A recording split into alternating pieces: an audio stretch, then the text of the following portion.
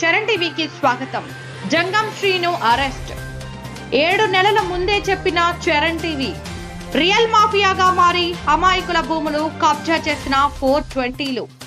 మరో తిమింగళం కె రాజుపై కూడా పోలీసులు విచారణ చేస్తున్నారు. త్వరలో ఆయనను కూడా అరెస్ట్ చేయనున్నట్లు సమాచారం.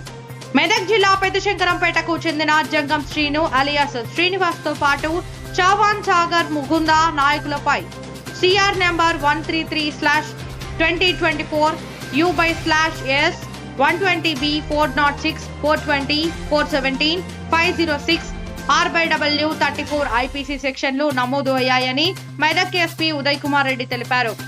ఈ మేరకు పై ముగ్గురిని అరెస్ట్ చేసి మెదక్ కోర్టుకు అప్పగించినట్లు తెలిపారు.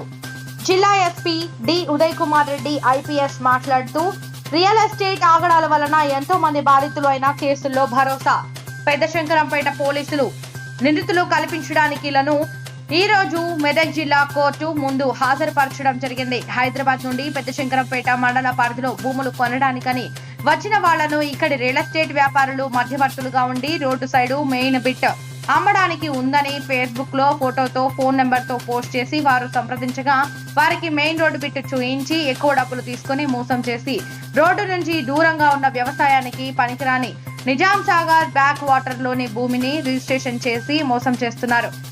హైదరాబాద్ లోని కూకట్పల్లికి చెందిన ఆడం జ్యోతి గారు ఫేస్బుక్ లో వారు చేసిన పోస్ట్ కు రెస్పాండ్ అయ్యి పెద్దశంకరంపేటలోని పుతులూరు గ్రామ శివారులోని రోడ్డు సైడ్ బిట్టు అమ్మడానికి ఉన్నదని దాన్ని 31,40,000 రూపాయలకు మాట్లాడుకుని పెద్దశంకరంపేట తహసీల్దార్ ఆఫీసులో డబ్బులు ఇచ్చి రిజిస్ట్రేషన్ అయిన తర్వాత భూమి దగ్గరికి వెళ్లి చూసేసరికి మోసపోయిన విషయం తెలిసింది.